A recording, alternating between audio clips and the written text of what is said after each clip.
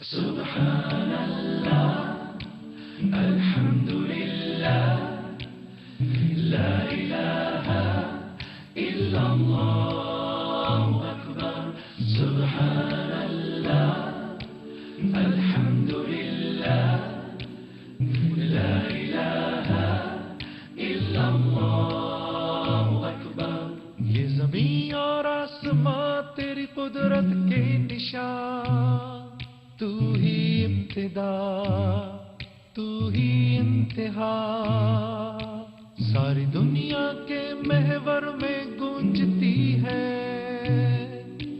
تیری اذان تو لامکان سبحان اللہ الحمد للہ لا الہ الا اللہ اکبر سبحان اللہ الحمد للہ لا الہ الا اللہ یہ سارے بحر و بر کیا ہے ان کا سفر یہ ساری عظمتیں وسعتیں ہیں بے کران وتعز من تشاء وتذل من تشاء جو چاہا کر دیا کن کہا اور ہو گیا سبحان اللہ الحمد للہ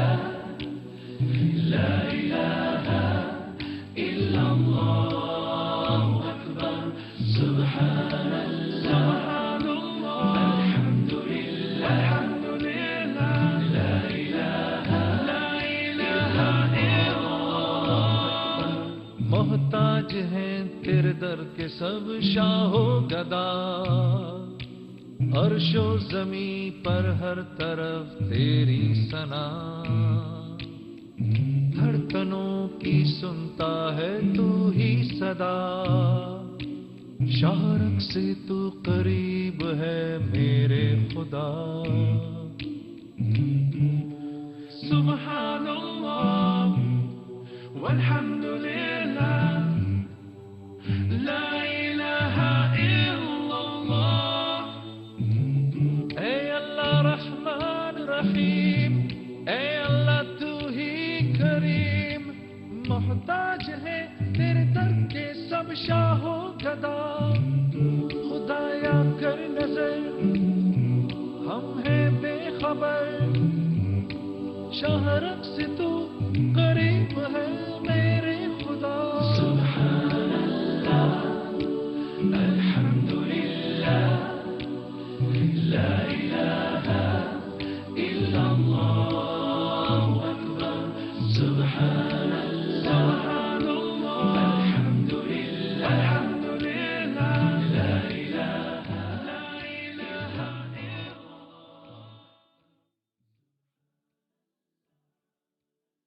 اللہ کا کلام پڑھایا رسول نے اصحاب باصفا کو لکھایا رسول نے اللہ کا کلام پڑھایا رسول نے اصحاب باصفا کو لکھایا رسول نے قرآن کے حرف حرف کی تجسیم ہو گئی تمثیل ہر عمل کو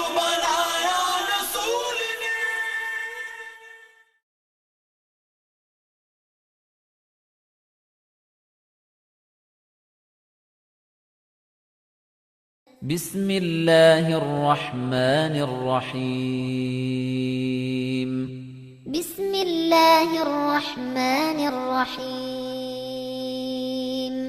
قل هو اللہ احد قل هو اللہ احد اللہ الصمد اللہ الصمد لم یلد ولم یولد لم یلد ولم یولد ولم يكن له كفوا أحد ولم يكن له كفوا أحد الحمد لله رب العالمين والصلاة والسلام على سيد الأنبياء والمرسلين أما بعد اعوذ بالله من الشيطان الرجيم بسم الله الرحمن الرحيم لا إكراه في الدين قد تبین الرشد من الغی صدق اللہ العظیم اللہم صلی علی محمد وعلی آل محمد وبارک وسلم رب اشرح لی صدری ویسر لی امری واحلل عقدۃ من لسانی یفقہوا قولی واجعل لی وزیرا من اہلی آمین یا رب العالمین۔ ناظرین کرام السلام علیکم ورحمۃ اللہ وبرکاتہ۔ پروگرام بصیرت القرآن میں خوش آمدید، اور آج 70واں پروگرام نمبر 70 آپ کی خدمت میں الحمدللہ پیش کر رہے ہیں۔ آج انشاءاللہ مطالعہ کریں گے سورۃ البقرہ کی 2 آیات کا، البقرہ آیت 256 اور 257 کا۔ الحمدللہ قاری سلمان صاحب نے ان آیات کی تلاوت کے ذریعے قرآن حکیم کے اس پروگرام کا باقاعدہ آغاز فرما دیا ہے۔ ہمارے ساتھ ہمیشہ کی طرح ہمارے نوجوان ساتھی بھی اسٹوڈیوز میں موجود ہیں، قرآن اکیڈمی سے تشریف لاتے ہیں۔ آئیے انہیں خوش آمدید کہتے ہیں۔ السلام علیکم ورحمۃ اللہ وبرکاتہ۔ وعلیکم السلام ورحمۃ اللہ وبرکاتہ۔ خیریت سے؟ ماشاء اللہ۔ جی ناظرین کرام آگے بڑھتے ہیں اپنے فارمیٹ کے مطابق۔ سب سے پہلے ہم سب کی یاد دہانی اور ترغیب و تشویق کے لیے ایک مبارک فرمان نبی پاک صلی اللہ علیہ وسلم کا، آئیے قرآن سیکھیں۔ اس حوالے سے فرمان نبوی صلی اللہ علیہ وسلم، محافل قرآنی پر ہونے والی چوتھی برکت یہ ہے کہ اللہ ایسے لوگوں کا تذکرہ مقرب فرشتوں میں فرماتا ہے۔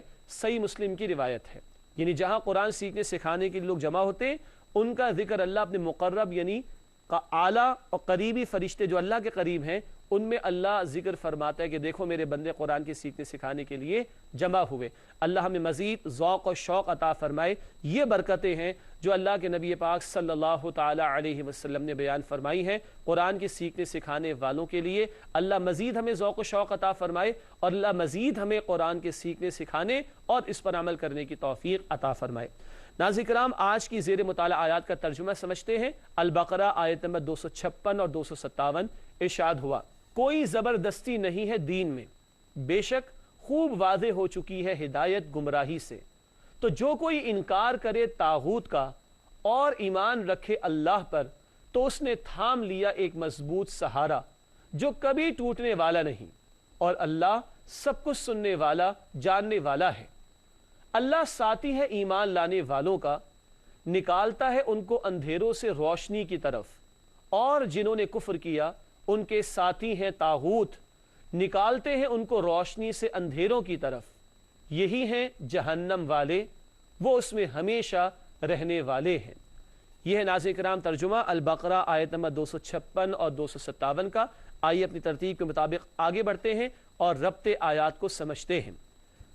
گزشتہ آیات میں توحید باری تعالیٰ کا تذکرہ تھا۔ کون سی مشہور آیت ہم نے سمجھی تھی پچھلے پروگرام میں؟ آیت الکرسی۔ یہی ساتھی ہمارے ساتھ پچھلے پروگرام میں بھی تھے، آیت الکرسی کا ہم نے مطالعہ کیا تھا۔ اس لیے لکھا ہے کہ گزشتہ آیات میں توحید باری تعالیٰ کا تذکرہ تھا، اب اہل توحید اور اہل کفر کا بیان ہے۔ کچھ وہ جو توحید پر کاربند ہیں ان کا تذکرہ، اور کچھ وہ جو کفر کی طرف چلے گئے، طاغوت کی طرف چلے گئے، ان کا بیان آ رہا ہے۔ یہ ہے ربط آیات۔ آج کی زیر مطالعہ آیات کا تعلق پچھلی آیات کے ساتھ۔ اس کے بعد تعارف میں ہم سمجھتے ہیں کہ کن باتوں پر آج گفتگو ہوگی، آئیے ان کا جائزہ لیتے ہیں۔ سب سے پہلی بات، دین کے قبول کرانے میں جبر نہیں، دین کے قبول کرانے میں جبر نہیں، اس کو ہم تفصیل سے سمجھیں گے انشاءاللہ۔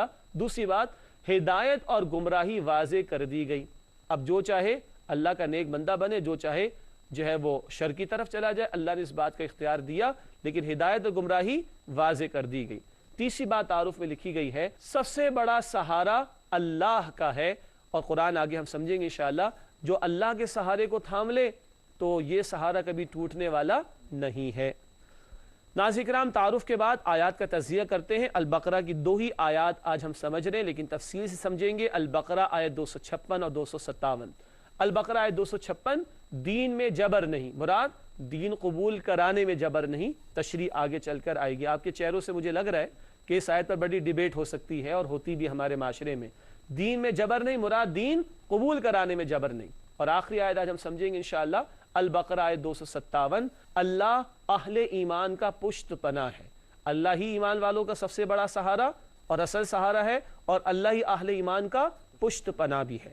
ناظرین کرام الحمدللہ آج کی زیر مطالعہ آیات کا ترجمہ ہم نے سمجھا، اور پھر ربط آیات، تعارف اور آیات کے تجزیے کو بھی ہم نے سمجھا۔ اب آئیے البقرہ آیت نمبر 256 کا مطالعہ کریں۔ تفصیل ہے اس لیے زیادہ نکات آپ کی خدمت میں آج پیش کیے جائیں گے۔ رب العالمین نے ارشاد فرمایا البقرہ آیت 256 میں، لا اکراہ فی الدین قد تبین الرشد من الغی فمن یکفر بالطاغوت ویؤمن باللہ فقد استمسک بالعروۃ الوثقی لا انفصام لها واللہ سمیع علیم۔ سورۃ البقرہ آیت نمبر 256 ہے۔ آئیے اس کا ترجمہ سمجھتے ہیں۔ ارشاد ہوا کوئی زبردستی نہیں ہے دین میں، بے شک خوب واضح ہو چکی ہے ہدایت گمراہی سے، تو جو کوئی انکار کرے طاغوت کا اور ایمان رکھے اللہ پر تو اس نے تھام لیا ایک مضبوط سہارا جو کبھی ٹوٹنے والا نہیں، اور اللہ سب کچھ سننے والا جاننے والا ہے۔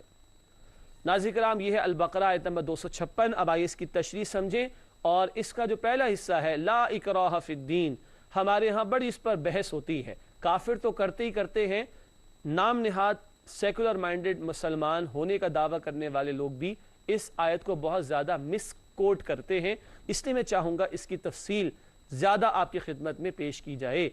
یہ لکھا بھی جاتا ہے لا اکراہ فی الدین، there is no compulsion in religion، دین میں کوئی جبر نہیں۔ یہ آدھی بات درست کی جاتی ہے اور باقی آدھی بات گول کر دی جاتی ہے۔ تو آئیے پوری بات کو ہم سمجھنے کی کوشش کریں۔ پہلی بات، اللہ تعالیٰ نے دین کی تکمیل فرما دی۔ الیوم اکملت لکم دینکم، سورۃ المائدہ آیت نمبر 3، اللہ نے دین مکمل فرما دیا۔ حجۃ الوداع کے موقع پر یہ آیت آئی تھی۔ یہ جملہ میں نے کیوں عرض کیا؟ اگلی بات کے لیے۔ ہدایت اور گمراہی بھی واضح فرما دی۔ جب دین مکمل ہو گیا تو اللہ نے بتا دیا کیا خیر ہے کیا شر ہے، اور اس کی مزید تفصیلات نبی پاک صلی اللہ تعالی علیہ وسلم نے عطا فرما دیں۔ اب جو رائے حق کا متلاشی ہوگا، جس کے دل میں سچی طلب و تڑب جستجو ہوگی، وہ پہنچ جائے گا۔ کیوں؟ ہدایت اور گمراہی کو اللہ نے واضح کر کے پیش کر دیا، اور دین کی تکمیل بھی اللہ تعالیٰ نے فرما دی ہے۔ آگے لکھا ہے انفرادی سطح پر دین قبول کرنے کے لیے جبر نہیں کیا جائے گا۔ ناظرین نوٹ کر لیجئے، اس بات کو سمجھ لیجئے، دین میں کوئی جبر نہیں۔ اس کی ہم نے تشریح ایک لفظ میں کی تھی، دین قبول کرانے میں کوئی جبر نہیں، اور انفرادی سطح پر کسی سے جبرن گن پوائنٹ پر تلوار کی نوک پر دین قبول نہیں کرایا جائے گا۔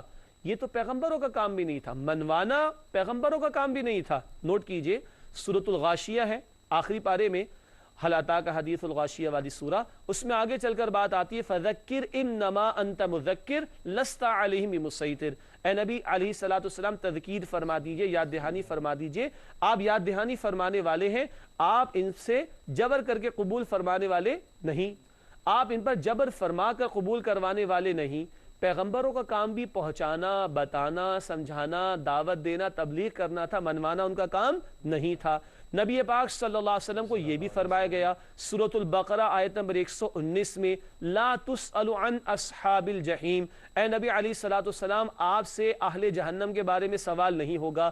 اللہ نے راستہ کلیئر کر دیا، جو جس طرف چلنا چاہے اللہ اسی کی توفیق دے دے گا۔ جبرن قبول کروانا نہ پیغمبروں کی ذمہ داری تھی، نہ اب امت کی ذمہ داری ہے۔ بات واضح ہو رہی؟ یہ اس کانٹیکس میں لا اکراہ فی الدین، دین میں کوئی جبر نہیں، بالکل صحیح بات ہے۔ انفرادی سطح پر دین قبول کرنے کے لیے جبر نہیں کیا جائے گا۔ جب اللہ نے خود چوائس دیا تو ہم جبر کروانے والے کون ہوتے ہیں؟ اللہ نے خود کیا چوائس دیا؟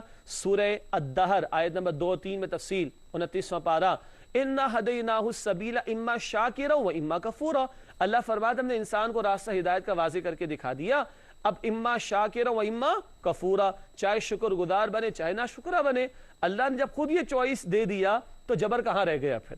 تو نوٹ کر لیجئے، پھر نوٹ کر لیجئے، انفرادی سطح پر کسی سے گن پوائنٹ پر تلوار کی نوک پر اسلام قبول نہیں کرایا جائے گا۔ یہ بالکل واضح بات ہے ہمارے دین میں۔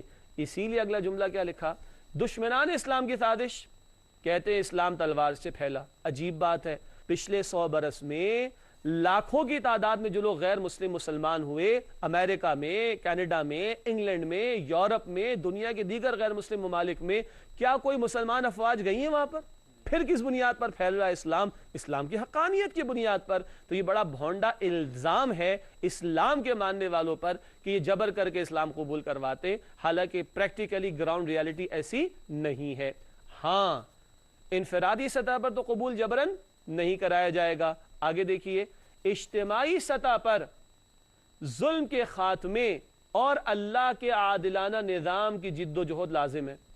ایک ایک فرد کو تو آزادی دی ہے، تم جو چاہو کرو، چاہو مسلم بنو چاہے کافر بنو، چاہے شکر گزار بنو چاہے ناشکر بنو، مگر اجتماعی معاملات زندگی میں نظام کی سطح پر اللہ تعالیٰ اپنے حکم کے سوا کسی اور کے حکم کو ماننے کو تیار نہیں. قرآن نے 3 مرتبہ فرمایا. سورۃ الانعام آیت نمبر 57، سورہ یوسف آیت نمبر 40 اور سورہ یوسف آیت 67، 3 مرتبہ بات آئی ان الحکم الا للہ. حکم کا اختیار کس کے لیے؟ اللہ کے لیے. زمین کس کی ہے؟ اللہ کی. مالک کون ہے؟ اللہ. تو اس کا حکم چلنا چاہیے. اس کے لیے ایمان والوں نے جد و جہد کرنی ہے. اسی کے لیے قتال کا حکم بھی قرآن ہمیں عطا کرتا ہے تاکہ اللہ کا دین قائم اور غالب ہو جائے. نوٹ کر لیجئے، اجتماعی سطح پر کوئی باطل نظام، کوئی طاغوتی نظام اسلام برداشت کرنے کو تیار نہیں ہے. اجتماعی جد و جہد کی جائے گی دین کو غالب کرنے کے لیے. ہاں اسلامی حکومت قائم بھی ہو جائے، ایک غیر مسلم اس کی بالادستی قبول کر کے ذمی بن کر تب بھی رہ سکتا ہے. انفرادی سطح پر جبر نہیں ہے قبول کرانے میں، لیکن اجتماعی سطح پر اللہ کی حاکمیت قائم ہو، اللہ کا عطا کردہ عادلانہ نظام قائم کیا جائے، یہ ہمارے دین کا حکم ہے. اس میں کوئی کمپرومائزنگ ایٹیٹیوڈ نہیں ہونا چاہیے، اس میں کوئی معذرت خانہ رویہ نہیں ہونا چاہیے. تشریح ہضم ہو رہی ہے؟ تفصیل بہت ہے اس میں. ناظرین کرام ساتھ رہیے گا، ایک ہی آیت پر تشریح ابھی مزید آپ کی خدمت میں رکھنی ہے انشاءاللہ تعالی. آگے نوٹ کیجئے، تاہم دین قبول کرنے والے کو پورے دین پر عمل کرنا ہوگا. تاہم دین قبول کرنے والے کو پورے دین پر عمل کرنا ہوگا. کیا مطلب؟ جس نے خوشی خوشی اسلام کو قبول کر لیا اب پورے دین پر عمل کرنا ہوگا. قرآن کہتا ہے سورۃ البقرہ آیت نمبر 208 ہم پڑھ چکے، یا ایھا الذین آمنوا ادخلوا فی السلم کافہ، اے ایمان والو اسلام میں پورے کے پورے داخل ہو جاؤ. یہ نہیں کہ میری عقل میں یہ بات نہیں آتی تو میں نہیں مانتا، یہ بات مجھے مشکل لگ رہی تو میں نہیں مانتا، سن 2013 ہو یہ مشکل آ گئی، سود کے بغیر نظام نہیں چلے گا میں نہیں کرتا. نہ، آ گئے ہو اسلام کے اندر تو پورے آؤ. It's a whole package, take it completely totally. اب آ گئے ہو قبول کر کے تو پورے اسلام پر عمل ہوگا. اور اگلا نقطہ بڑا قیمتی ہے اور غور کیجئے گا، قبول کرنے والے پر عمل کے لیے جبر بھی ہوگا. قبول کرانے میں جبر نہیں تھا، مگر جس نے قبول کر لیا جبر ہوگا. بہت سادہ سی مثال، اللہ کے رسول علیہ السلام نے فرمایا بچہ 7 سال کا ہو جائے تو کیا کرو؟ نماز کی تلقین. ٹھیک ہے، نماز کی تلقین. اور 10 سال کا ہوتا ہے پھر ڈانٹ کے ساتھ آگے بڑھ کر کچھ سختی بھی ہوگی. یہ تو ان کو یاد ہے ماشاءاللہ ہمارے نوجوان ساتھیوں کو. یہ ابو داؤد شریف کی روایت ہے، 7 سال کا ہے نماز کی تلقین کرو، 7 سال کا ہے نماز کی تلقین کرو، ترغیب دو، تشویق دو، موٹیویٹ کرو. 10 سال کا ہو جائے اب سختی کرو تاکہ اس کو پتہ چل جائے کہ اب اگر میں نے گڑبڑ کی تو اماں جان یا ابا جان نے مجھے چھوڑنا نہیں، یہ اسی کی بہتری کے لیے. اچھا، اس کو لوگ کہتے ہیں یہ تو دین میں تو جبر نہیں ہے، دین میں تو جبر نہیں ہے. او بھائی، دین قبول کرانے میں جبر نہیں ہے، بالکل صحیح بات ہے. دین پر عمل کرانے میں جبر ہوگا. سادہ مثال، ایک بچہ جس کو اسکول میں ایڈمیشن دلا دیا گیا اس پہ جبر ہوتا ہے؟ ہوتا ہے بھائی، ہوتا ہے. سردی میں ہم جاتے ہیں نماز پڑھنے کے لیے، 6:30 پونے 7 بجے کا وقت ہوتا ہے پاکستان کے مختلف علاقوں کے اندر، اور وہی بچے روتے ہوئے، چلاتے ہوئے، چیختے ہوئے کہاں جا رہے ہوتے ہیں؟ اسکول وین میں اسکول جا رہے ہوتے ہیں. تو یہ سختی ہوتی ہے کہ نہیں ہوتی ان پر؟ کیوں ہوتی؟ نہیں، پڑھ لکھ لے گا تو اچھا شہری بن جائے گا. تو اللہ بھی کہتا ہے تھوڑی سختی کرا لو، اچھا بندہ ہے، مومن بن جائے گا تو کل کامیاب ہو جائے گا آخرت میں. اچھا، ایک بچے کو ہم نے اسکول میں ایڈمیشن نہیں دلایا، اگر وہ صبح 9 بجے اٹھے، منڈے کو ٹیوزڈے کو اسکول کے آورز موجود ہیں، اسکول کھلا ہوا ہے، صبح 9-10 بجے اٹھے کوئی اس سے پوچھتا ہے؟ اس کے ناخن بڑے بڑے ہو کے پوچھتا ہے؟ اس کے بال لمبے لمبے ہو کے پوچھتا ہے؟ نہیں پوچھتا. لیکن ایک بچہ جس کے اسکول میں ایڈمیشن ہو چکا ہے، 7:30 اس کو اسکول پہنچنا تھا، اگر 7:35 پہنچتا ہے تو اسکول کا دروازہ بند ہوتا ہے نا، اس کو واپس کیا جاتا ہے. اب کوئی کہے سختی کیوں ہے؟ تو ماں باپ کو، پیرنٹس کو، ٹیچرز کیا کہیں گے، اسکول کی مینجمنٹ کیا کہے گی؟ بھائی آپ نے ایڈمیشن خود دلایا تھا، اب آپ کو رولز اینڈ ریگولیشنز فالو کرنے پڑیں گے. جس بچے کو ایڈمیشن نہیں دلایا اس پر کوئی سختی ہے؟ نہیں. جس بچے کو خوشی خوشی ایڈمیشن دلایا اس پہ سختی ہے؟ ہاں. کلیئر ہے نا ناظرین؟ کلیئر ہو رہی ہے بات آپ کو؟ جس نے اسلام قبول نہیں کیا سختی نہیں، وہ کافر، مزے کر رہا ہے دنیا میں. حدیث ہے الدنیا سجن المؤمن و جنت الکافر، دنیا مومن کا قید خانہ اور کافر کی جنت. کافر آزاد ہے. لیکن جس مسلمان نے قبول کر لی اب تو وہ پابند ہو گیا، یہ کر سکتے ہو، یہ نہیں کر سکتے. بالکل اسی طرح جیسے جس بچے کو ایڈمیشن نہیں دلایا وہ جو چاہے کرے، جس کو خوشی خوشی ماں باپ نے ایڈمیشن دلایا اس پر پابندیاں آتی ہیں. بات واضح ہو رہی ہے؟ قبول کرانے میں جبر نہیں ہے، لیکن اجتماعی سطح پر اللہ کا دین قائم کیا جائے گا، اور جس نے قبول کر لیا خوشی خوشی اس پر عمل کرانے میں بھی جبر کیا جائے گا. نماز کی پابندی کرائی جائے گی، دیگر احکامات کی بھی پابندی کرائی جائے گی۔ اللہ ہمیں سمجھ دے، عمل کی توفیق عطا فرمائے۔ ناظرین کرام، ایک اور نقطہ، بہت ساری نکات اور بھی ہیں جو آپ کی خدمت میں رکھنے انشاءاللہ تعالی۔ آگے بڑھتے ہیں، اگلا پوائنٹ لکھا ہے دین سے پھرنے والے مرتد کی سزا موت ہوگی۔ یہ طے شدہ بات ہے اسلام میں۔ قبول کرو سوچ سمجھ کر، قبول کرانے میں جبر نہیں، لیکن جب خوشی خوشی فری ول سے قبول کر کے اندر آ گئے، تب اگر چھوڑ کر جاؤ گے اور اسلامی حکومت اگر قائم ہوگی تو گردن اڑائی جائے گی۔ کیوں؟ تمہارا ہی بھلا ہے تاکہ خوف سے کوئی اسلام نہ چھوڑے۔ اور آج کوئی اعلان کر دے میں مسلمان ہو گیا، کل وہ کہے میں کافر ہو گیا، اس سے معاشرے کے لوگوں کا ذہن خراب ہوگا۔ اس ارتداد کے راستے کو روکنے کے لیے بھی یہ سزا اسلام نے دی ہے۔ تو دین سے پھرنے والے مرتد کی سزا موت ہوگی۔ مرتد کو انگلش میں اپوسٹیٹ کہا جاتا ہے۔ ناظرین کرام، تشریح کیونکہ اور بھی ہے، باقی ہے، مزید بات ضرور جاری رکھیں گے، مگر ہم مطالعہ کر رہے ہیں آج سورۃ البقرہ کی آیت نمبر 256 کا، دین میں جبر نہیں۔ اس مشہور حصہ جو قرآن کی اس آیت کا مشہور حصہ ہے، جو بڑا کوٹ ہوتا ہے ہمارے معاشرے میں، اس پر ہم بات کر رہے تھے۔ دین قبول کرانے میں جبر نہیں، اجتماعی سطح پر اللہ کے دین کو غالب کرنے کی جد و جہد کی جائے گی۔ ہاں، جس نے قبول کر لیا خوشی خوشی اس سے عمل بھی کرایا جائے گا، اور اگر وہ دین کو چھوڑ کر جا رہا ہے تو مرتد کی سزا قتل بھی ہماری شریعت نے مقرر کی ہے۔ یہ بات ہم نے وقفے سے پہلے مکمل کی تھی۔ آئیے مزید آگے بڑھتے ہیں اور مزید تشریح اس آیت کے ذیل میں سمجھتے ہیں۔ اگلی بات تشریح میں لکھی ہے، طاغوت کا لفظ طغیان یعنی سرکشی سے ہے۔ یہ طاغوت کا لفظ بہت اہم ہے جو قرآن نے بار بار استعمال کیا، اس کا بیان اب آ رہا ہے۔ طاغوت کا لفظ طغیان یعنی سرکشی سے ہے۔ آگے لکھا ہے، اللہ کے قانون کے مقابلے میں اپنی مرضی چلانا طاغوتی کردار ہے۔ سرکشی ہو گئی نا، اللہ کے قانون کے مقابلے میں اپنی مرضی چلانا طاغوتی کردار ہے۔ اللہ ایک بات کہے اور کوئی فرد، کوئی ادارہ، کوئی پارلیمنٹ، کوئی نظام یہ کہ ہماری مرضی چلے گی، یہ کیا ہے؟ یہ ہے طاغوت کا کردار۔ آگے دیکھیے لکھا ہے، طاغوت کا کردار فاسق سے بدتر ہے۔ فاسق نافرمان کو کہتے ہیں، اللہ نے ایک حکم دیا، بندہ اس کے خلاف کر رہا ہے، یہ کیا ہے؟ فسق، گناہ ہے، بڑی گناہ گاری کی بات ہے، لیکن یہ ہے فاسق۔ طاغوت کون ہے؟ طاغوت وہ ہے جو اللہ کے حکم کے مقابلے میں اپنے حکم کی بات کرے، اللہ کے قانون کے مقابلے میں اپنے قانون کی بات کرے، اللہ کے نظام اور سسٹم کے مقابلے میں اپنے نظام اور سسٹم کی بات کرے۔ آج دنیا کے جو بڑے بنتے ہیں چودھری، دنیا کے ظالم، دنیا کے جو گلوبل لیول کے بدماش ہیں، وہ کہتے ہیں ہمارا نظام چلے گا، اور اللہ کیا کہتا ہے؟ بریک سے پہلے ہم نے بات کی تھی، ان الحکم الا للہ، حکم تو اللہ کا چلے گا۔ اقبال نے کہا، سروری زیبا فقط الذات بے ہمتا کو ہے، حکم راہ ایک وہی باقی بتانے آزری۔ اب اگلا جملہ مزید توجہ سے سنیے گا، یہ طاغوت کو بھی ذرا سمجھنا اور اس کا پوسٹ مارٹم کرنا ضروری ہے۔ کوئی فرد، ادارہ، حکمران یا نظام جو اللہ کی بجائے اپنے قانون کی بات کرے وہ طاغوت ہے۔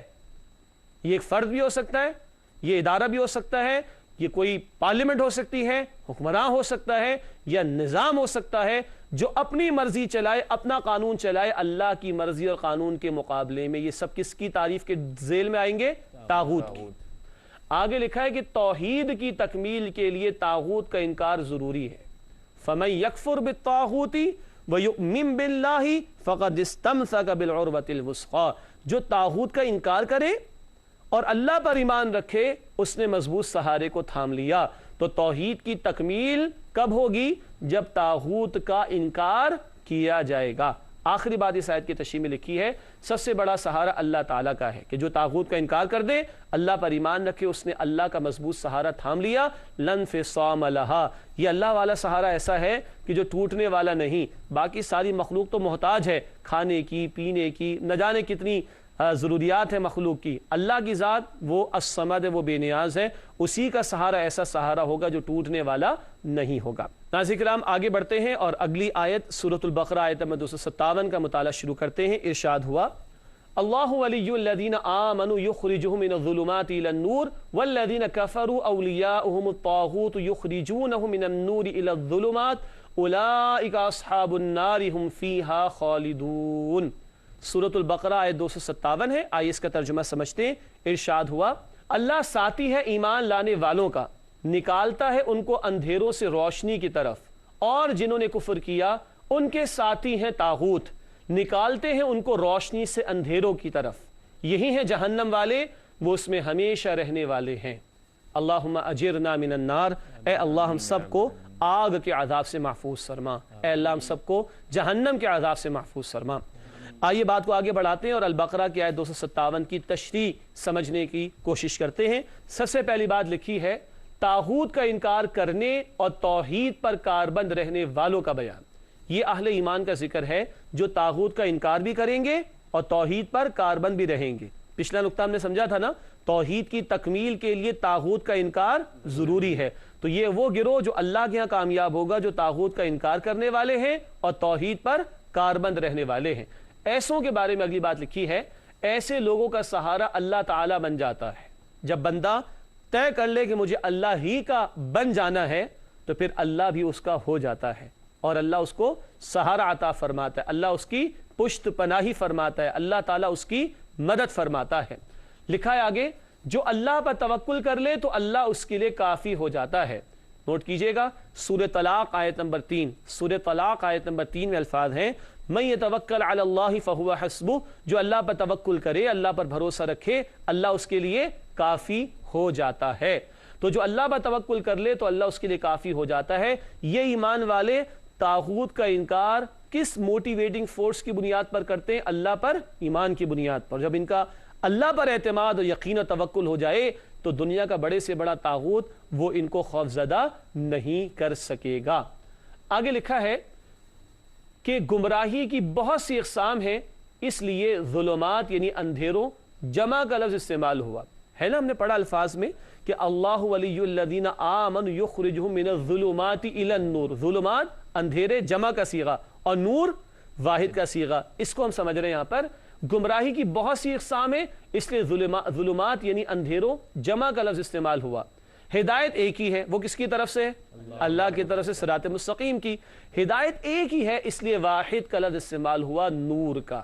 تو ظلمات اندھیرے جمع، کیونکہ تاریکیاں بہت سی ہیں، گمراہی کے شیئرز بہت سے ہیں، اور ہدایت کے لیے لفظ نور واحد میں استعمال ہوا، کیوں؟ ہدایت تو ایک ہی ہے جو اللہ کی طرف سے آتی ہے۔ اللہ تعالی ہم سب کو سیدھے راستے کی ہدایت عطا فرمائے۔ اگلی بات، جو ہدایت کا طلبگار ہو اسے اللہ ہدایت عطا فرما دیتا ہے۔ اللہ پشت پناہ ایمان والوں کا گمراہی کے اندھیروں سے نکال کر کہاں لا رہا ہے؟ ان کو ہدایت کی روشنی کی طرف، مگر کب؟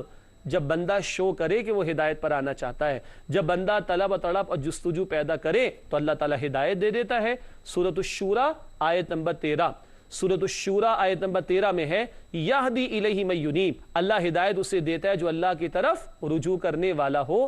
اللہ ہم سب کو اپنے ہدایت یافتہ بندوں میں شامل فرما دے۔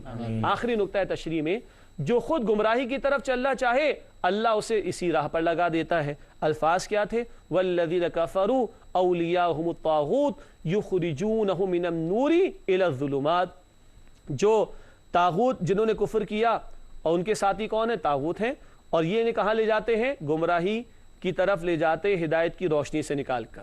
جنہوں نے کفر کیا طاغوت ان کے ساتھی ہیں اور وہ ان کو ہدایت کی روشنی سے نکال کر کہاں لے جا رہے ہیں؟ گمراہی کے اندھیروں کی طرف۔ یہ کب ہوتا ہے؟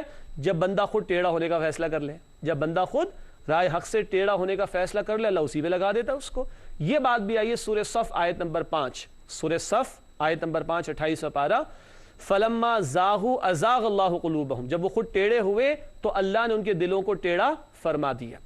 ناظرین کرام، یہ ہے البقرہ آیت نمبر 257 کی تشریح۔ اللہ ایمان والوں کی پشت پناہی فرمانے والا ہے اور گمراہی کے اندھیروں سے نکال کر ان کو ہدایت کی روشنی کی طرف لاتا ہے۔ یہ کب ہوتا ہے؟ جب ایمان والے طاغوت کا انکار کرے، اللہ کی توحید پر کاربند رہیں۔ اللہ ایسے ہی ایمان والے بندوں میں ہمیں بھی شامل فرمائے۔ چلتے ہیں ہمارے نوجوان ساتھیوں کی طرف اور پوچھتے ہیں کہ یہ آج ہم سے کیا سوال کر رہے ہیں۔ جی پہلا سوال۔ استاد محترم، میرا سوال یہ ہے کہ ہم نے سیکھا کہ دین قبول کرانے میں جبر نہیں لیکن عمل کرانے میں جبر ہے، جیسے مرتد کی سزا۔ اب یہ سزا اور جبر کون دے گا؟ ایک فرد دے گا یا ایک ریاست دے گی؟ اس کی طرف تشریح۔ صرف سزا کی بات ہو رہی؟ سزا کی بات، مرتد کی سزا کی بات۔ مرتد کی سزا، ٹھیک ہے، اچھا سوال ہے، عملی اور ٹیکنیکل سوال ہے کہ اگر مرتد کو سزا دینی ہے تو یہ عمل کون کرائے گا؟ اسی لیے میں نے کہا تھا اگر اسلامی حکومت ہوگی تو یہ سزا نافذ ہوگی۔ آج تو مسلمانوں کی حکومت ہے نا، جہاں سود بھی چل رہا ہے، بے حیائی بھی چل رہی ہے وغیرہ وغیرہ۔ اسلامی حکومت ہوگی تو وہاں پر یہ کام ہوگا۔ ہاں، جبر کے دوسرے بھی طریقے ہیں، جیسے وہ حدیث پیش کی کہ بچہ 7 سال کا ہو جائے تو نماز کی تلقین کرو، 10 سال کا ہو جائے تو سختی کرو۔ یہ کون کرے گا؟ یہ تو اس کے ابا جان کریں گے۔ گھر کے بڑے کریں گے. لیکن یہ جو مرتد کی سزا کا معاملہ، یہ دیگر اسلامی سزاؤں کا معاملہ ہے، عموماً معاملہ یہی کہ اسلامی حکومت جو قائم ہوگی اس کے نظم کے تحت یہ کام ہوگا. ایک فرد یہ کام نہیں کرے گا، ورنہ ایک دوسرے کو قتل کرے گا، اس کا بھائی اس کو قتل کرے گا، پھر اس کا بھائی اس کے بھائی کو قتل کرے گا، کب تک سلسلہ چلتا رہے گا. تو اس طرح کی ایگزیکیوشن یا امپلیمنٹیشن یا نفاذ کا معاملہ وقت کی اسلامی حکومت اور اس کی اتھارٹی کے تحت ہوگا. جی دوسرا سوال. میرا سوال یہ ہے کہ یہاں پہ آیت میں آیا وَمَن يَكْفُرْ بِالطَّاغُوتِ وَيُؤْمِن بِاللَّهِ، تو یہاں پہ پہلے طاغوت کا انکار کرنا ضروری ہے اور پھر اللہ پر ایمان لانا، تو اس میں کیا ربط بنتا ہے کہ پہلے بڑا اچھا سوال ہے، عمدہ اور ٹیکنیکل سوال ہے کہ طاغوت کا انکار کرنا ہے اور اللہ پر ایمان رکھنا، یہ ترتیب ایسے کیوں ہے؟ یہ بالکل ویسے ہی ہے کہ کلمہ کیسے پڑھتے ہیں ہم، لا الہ الا اللہ، نہیں ہے کوئی معبود سوائے اللہ کے. تو جب تک باطل کی نفی نہ ہو انسان حق پر آ نہیں سکتا. جب تک باطل کی نفی نہ ہو انسان حق پر کاربند نہیں رہ سکتا. جب تک شرک کی نفی نہ ہو انسان توحید پر کاربند نہیں رہ سکتا.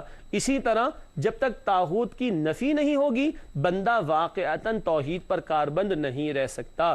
ورنہ کیا ہوگا، اللہ اکبر کی صدائیں بھی ہوں اور قانون دوسروں کا چلتا رہے، قرآن کو ماننے کا دعویٰ بھی ہو اور انگریزوں کا اور کافروں کا قانون بھی چلتا رہے. یہ کیسی توحید ہے؟ تو اس سارے طاغوت کی نفی ضروری ہے توحید پر عملاً کاربند ہونے کے لیے. جی آخری سوال کیا ہے آج کا؟ جی میرا سوال یہ ہے کہ طاغوتی نظام کے اندر رہتے ہوئے ایک بندہ مومن کا کردار کیسا ہونا چاہیے؟ ماشاءاللہ. ناظرین کرام، بہت بہت اہم سوال. طاغوتی نظام کے تحت رہتے ہوئے ایک بندہ مومن کا کیا کردار ہونا چاہیے؟ پہلی بات، اسے اپنے دل سے برا جاننا چاہیے طاغوت کے نظام کے قائم ہونے کو، جہاں اللہ کی شریعت پر عمل نہ ہو سکتا ہو، یا جہاں شریعت کے بہت سارے احکامات پامال ہوتے ہوں، اللہ کے قانون کے بجائے انسانوں کا قانون نافذ ہو. دل میں کڑن ہونی چاہیے اور اسے برا سمجھنا چاہیے. اور ایسے حالات میں اس نظام کے اندر رہتے ہوئے کو بہت زیادہ فلرش کرنے کی کوشش نہیں کرنی چاہیے کہ دنیا کی آسائشیں وہ جمع کر رہے، بلکہ اپنے آپ کو کم سے کم پر لا کر اس طاغوتی نظام کو بدلنے کی جد و جہد کرنی چاہیے. اور یہ جد و جہد اکیلے تو نہیں ہوگی، اپنے جیسے ہم خیال لوگوں کو جمع کرے، لائک مائنڈڈ لوگوں کو جمع کرے. وہ جو سورہ عصر میں آتا ہے وَالْعَصْرِ إِنَّ الْإِنسَانَ لَفِي خُسْرٍ إِلَّا الَّذِينَ آمَنُوا وَعَمِلُوا الصَّالِحَاتِ وَتَوَاصَوْا بِالْحَقِّ وَتَوَاصَوْا بِالصَّبْرِ. قسم ہے تیزی سے گزرتے ہوئے زمانے کی، یقیناً سارے کے سارے انسان خسارے میں سوائے وہ جو ایمان لائے، جنہوں نے نیک عمل کیے. مگر کافی نہیں، مل جل کر ایک دوسرے کو حق کی وصیت بھی کریں، حق کے غلبے کی جد و جہد بھی کریں، وَتَوَاصَوْا بِالصَّبْرِ، اور مل جل کر ایک دوسرے کو صبر کی وصیت کریں. اس جد و جہد کے نتیجے میں اگر حق کا بول بالا ہو جائے تو کیا کہنے، اور اسی جد و جہد میں موت آ جائے تو اللہ کے ہاں اپنی معذرت تو پیش کر سکیں گے کہ اللہ جتنا حصہ دین کا ایسا تھا میں عمل کر سکتا تھا میں نے عمل کیا، جہاں ممکن نہیں تھا وہاں میں نے دین کے غلبے کی جد و جہد کی، تو امید ہے کہ اللہ کے ہاں بخشش ہو سکے گی.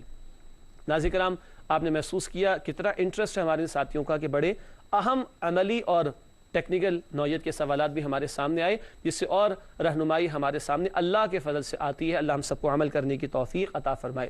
پروگرام کے آخری لمحات ہیں، آخری کچھ مختصر سیگمنٹ. سب سے پہلے قرآنی معلومات، بہت اہم نقطہ، بہت مشہور نقطہ ہے. بہرحال سورۃ الرحمن میں بیک وقت انسان و جنات دونوں سے خطاب کیا گیا ہے. اور دونوں سے کیوں کیا گیا؟ یہی دو مخلوقات ہیں جو اللہ کے ہاں جواب دہ ہیں. قرآن نے فرمایا سورہ ذاریات آیت نمبر 56، سورہ ذاریات آیت نمبر 56 27 پارے کے شروع میں وَمَا خَلَقْتُ الْجِنَّ وَالْإِنسَ إِلَّا لِيَعْبُدُونَ، اللہ نے تمام جنات اور انسانوں کو اپنی عبادت کے لیے پیدا کیا. اس لیے کہا جاتا ہے یہ دو مخلوقات مکلف ہیں، یعنی کل اللہ کے ہاں جواب دہ ہیں. اور دونوں سے بیک وقت خطاب ہے سورۃ الرحمن میں. آگے بڑھتے ہیں اور حاصل مطالعہ، ایک ہمارا مختصر کوئک اوور ویو یا راؤنڈ اپ ہوتا ہے کہ کن باتوں کو آج ہم نے سمجھا. پہلی بات، دین قبول کرانے میں جبر نہیں مگر عمل کرانے میں سختی ہے. دو، اجتماعی سطح پر دین حق کے غلبے کی جد و جہد لازم ہے. کس نے کرنی ہے؟ ہم مسلمانوں نے کرنی ہے. اللہ ہم اس کی توفیق عطا فرمائے. تیسری بات، سب سے بڑا سہارا اللہ تعالی کا ہے. اللہ ہم سب کو یقین بھی عطا فرمائے، اس سہارے سے جڑنے کی توفیق بھی عطا فرمائے. ناظرین کرام، آگے بڑھتے ہیں حاصل مطالعہ کے بعد جائزہ. آئیے جائزہ لیں ہم کہاں کھڑے ان آیات کے تناظر میں. پہلا سوال، کیا ہم دین پر عمل کرنے اور کرانے کی کوشش کرتے ہیں؟ اب تو لوگ نیکیوں سے روکتے ہیں، ہم کن لوگوں میں شامل ہیں؟ کیا ہم دین پر عمل کرنے اور کرانے کی کوشش کرتے ہیں؟ دوسرا سوال، کیا ہم دین حق کے غلبے کی جد و جہد کر رہے ہیں؟ لوگ اپنے دنیا کی مفادات کے لیے تو بڑی محنت کر رہے ہیں، اللہ کے دین کے لیے ہم کتنی محنت کر رہے ہیں؟ غور کرنا چاہیے۔ تیسرا سوال، کیا ہم طاغوت کا انکار کرتے ہیں؟ کافروں کا قانون ہو، غیروں کا قانون ہو، شریعت کی پامالی ہو، شریعت کا مذاق اڑایا جائے، اللہ کے احکامات کا نفاذ نہ ہو، کوئی ہمیں کڑن ہوتی ہے، کوئی ہمارے چہرے کا رنگ بدلتا بھی ہے کہ نہیں؟ غور کیجئے، اللہ مجھے بھی غور کرنے کی توفیق دے۔ آخری سوال، کیا ہم ہدایت کی طلب و تڑپ رکھتے ہیں؟ اہدنا الصراط المستقیم، کیا ہمارے دل سے الفاظ نکلتے ہیں؟ ہم تو کتنے محتاج ہیں ہدایت کے، کیا ہم ہدایت کی طلب اور تڑپ رکھتے ہیں؟ غور کیجئے گا۔ آخری دو باتیں ناظرین کرام پروگرام کی، گزشتہ سوال کا جواب، پچھلا سوال ہم نے آپ کے سامنے رکھا تھا اور ایک ہنٹ بھی آپ کو دی تھی۔ سوال تھا اولاد کو مفلسی کے ڈر سے قتل نہ کرو، یہ بات کس آیت میں بیان کی گئی ہے؟ میں نے آپ کو ہنٹ کے طور پر 15واں پارہ بتایا تھا، سورہ بنی اسرائیل ہے، سورہ بنی اسرائیل کی آیت نمبر 31، اولاد کو مفلسی کے ڈر سے قتل نہ کرو۔ فیملی پلاننگ کے نام پر روکنا اللہ کی مخلوق کو دنیا میں آنے سے کامیابی کبھی نہیں ملے گی، لیکن یہ سمجھنا کہ ہم اپنے بچوں کو کھلانے پلانے پر قادر ہیں، یہ اللہ کی صفت رزاقیت پر عدم اعتماد ہے۔ اس آیت کی تفسیر پڑھیے گا، اولاد کو مفلسی کے ڈر سے قتل نہ کرنا۔ آج کا سوال نوٹ کر لیجئے، رزق ہی کے حوالے سے بڑا اہم مقام ہے قرآن کا۔ سوال آج کا یہ ہے، ہر جاندار کے رزق کی ذمہ داری اللہ تعالی نے لی ہے، ہر جاندار کے رزق کی ذمہ داری اللہ تعالی نے لی ہے، یہ بات کس آیت میں بیان کی گئی ہے؟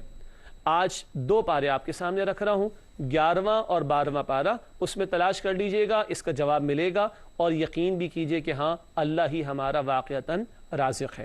ناظرین کرام، پروگرام کا وقت ختم ہوتا ہے، آپ تمام ساتھیوں کا بھی بہت شکریہ، اللہ آپ کو خوش رکھے، آپ کے علم اور عمل میں اضافہ فرمائے۔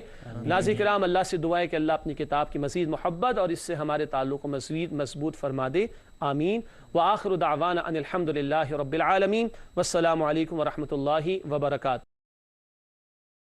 يا حبيبي يا محمد يا نبي سلام عليك يا رسول سلام عليك يا حبيب سلام عليك صلوات الله عليك يا نبي سلام عليك يا رسول سلام عليك يا حبيب سلام عليك صلوات الله عليك يا نبي سلام عليك يا رسول سلام عليك يا حبيب سلام عليك صلوات الله عليك يا نبي سلام عليك يا رسول سلام عليك يا حبيب سلام عليك صلوات الله عليك يا نبي سلام عليك